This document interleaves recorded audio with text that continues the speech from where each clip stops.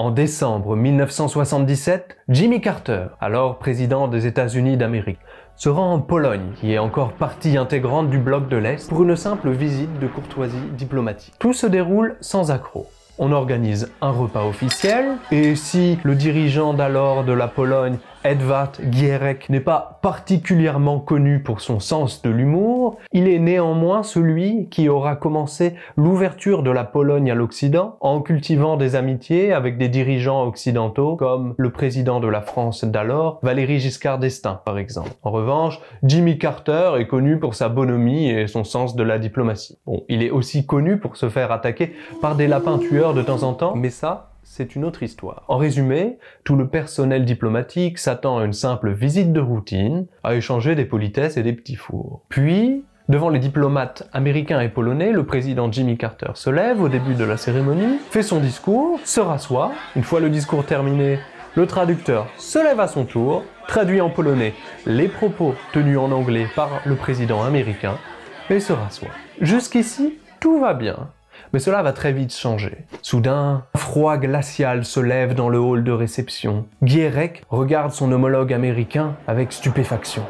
Et les autres diplomates polonais se demandent s'ils ont bien entendu ce qui venait d'être traduit. Pourquoi un tel malaise se répand-il dans la salle? En fait, le président américain aurait prononcé des propos choquants en plus d'être incohérents. Par exemple, il aurait dit « J'ai définitivement quitté les États-Unis d'Amérique pour rester en Pologne ». Ou alors « Je désire sexuellement le peuple polonais et je désire rattraper les Polonais par leurs parties intimes. » Le président est-il devenu fou? En tout cas, l'agitation du côté polonais n'inquiète ni le président américain, ni son interprète. Et il continue la cérémonie sans se douter de rien. Mais les journalistes polonais présents sur place vont vite répandre dans la presse polonaise ces propos inadmissibles. Quelques jours plus tard, c'est la presse anglo-saxonne qui commente cet incident. Cependant, Stephen Seymour, l'interprète du président américain, ne se doute encore de rien et croit même avoir somme toute accompli un travail assez honorable. Ce n'est que le 31 décembre, pendant le réveillon, que l'insouciant interprète se fait aborder par un journaliste qui lui demande de commenter ces fameuses erreurs. Il découvre alors, horrifié, dans la presse, qu'il est devenu la risée de tout le monde diplomatique.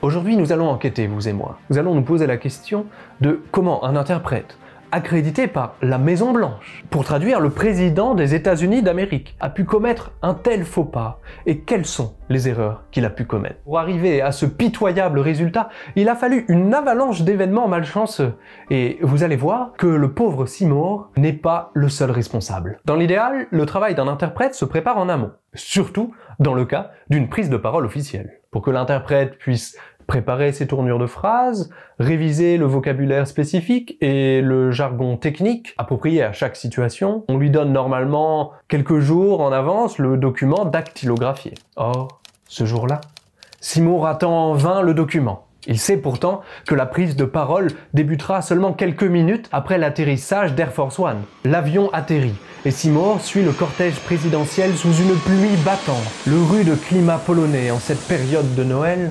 semble déjà annoncer le fiasco futur, tel un mauvais présage. C'est un Seymour, trempé et grelottant, quelques minutes seulement avant le début de la prise de parole du président, comptant le document tant attendu. Mais le mauvais temps et le timing serré empêchent Seymour de lire plus que la première page. Pendant cette courte minute où il a les yeux rivés sur le document, on traverse quelques couloirs, on s'assoit à une grande table garnie pour l'occasion, et l'infatigable Jimmy Carter commence son adresse aux représentants polonais. Seymour, en relevant les yeux du document, s'aperçoit avec appréhension qu'il est déjà trop tard.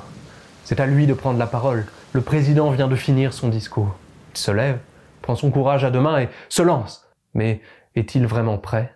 Avant d'expliquer les causes de ces erreurs de traduction, qui est Stephen Seymour, le traducteur? Né en 1946 d'un père polonais originaire de l'Est du pays. Il grandit d'abord dans la région de l'Oural, en Union soviétique, et étudie dans un lycée polonais. En 1965, lui et sa famille rejoignent les États-Unis.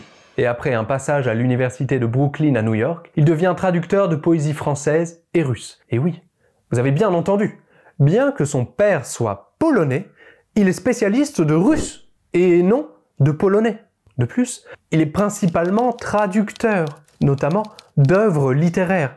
Il ne figure pas sur le registre des interprètes de New York. Or, il se trouve que les deux métiers, traducteur littéraire et interprète, demandent des compétences bien différentes. On comprend alors que dans une telle situation, Seymour se soit embrouillé. Entre la difficulté de traduire des propos officiels, dont il avait à peine eu le temps de prendre connaissance, sa connaissance plutôt embrumée du polonais, influencée par sa pratique plus fréquente et plus récente du russe, le stress d'une telle situation, et la différence de nature entre la traduction littéraire et l'interprétariat, la question est plutôt de savoir pourquoi le State Department l'avait choisi lui pour une telle tâche. En fait, ce n'est pas la seule fois où la Maison-Blanche a mal évalué une situation et les besoins qu'elle demandait. D'ailleurs, si ce sujet vous intéresse, dites-le moi dans les commentaires pour que je raconte d'autres histoires d'interprètes ou d'erreurs de traduction. J'ai recherché sur internet le discours original, mais je n'ai réussi à trouver que la version anglaise ou bien la version corrigée publiée quelques semaines plus tard par le département américain. Donc nous n'avons pas de certitude exactement sur la forme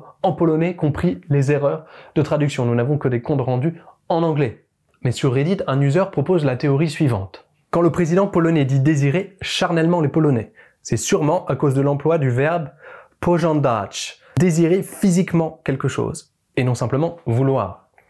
Dans la version anglaise du discours, c'est probablement la phrase I have come not only to express our own views to the people of Poland, but also to learn your opinions and to understand your desires for the future. Donc c'est cette phrase qui a été mal traduite et qui en polonais a pris le sens de je suis venu pour désirer sexuellement les Polonais. Ensuite, la deuxième boulette vient quand Seymour doit traduire When I left the United States this morning, I told the people of my nation that this journey reflects the diversity of a rapidly changing world. Donc au lieu d'utiliser le verbe wyjechać, sortir de, pour traduire I left the US, Seymour a pu traduire par porzucić, verbe qui a une notion de non-retour possible et signifie abandonner peut-être pour toujours, et non simplement quitter. Donc vous voyez que une simple petite différence de sens, un mot mal choisi, peut changer complètement l'intention et le sens d'une phrase. La troisième bévue, et non des moindres, est que Seymour, dans sa traduction, a utilisé beaucoup de mots venus du russe. Or, étant donné le rapport des Polonais à l'impérialisme russe durant les 2 derniers siècles, et le contexte aussi formel, il s'agit d'un véritable faux pas diplomatique. Il aurait aussi laissé entendre que la constitution polonaise était ridicule. Mais alors là, à part que c'est pendant la traduction de cette phrase-ci, je n'ai pas pu trouver quelle a été précisément son erreur. Donc, je ne sais pas comment Seymour a réussi à transformer ça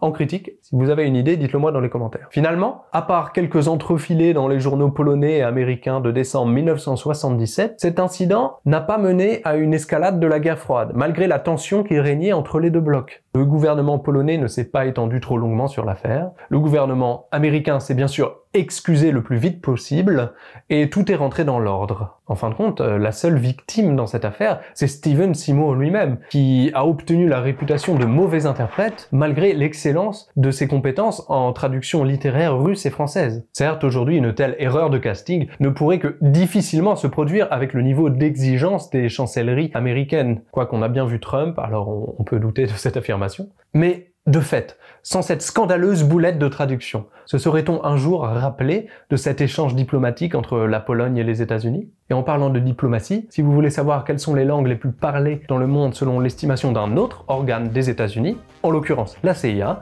regardez cette vidéo. Do widzenia!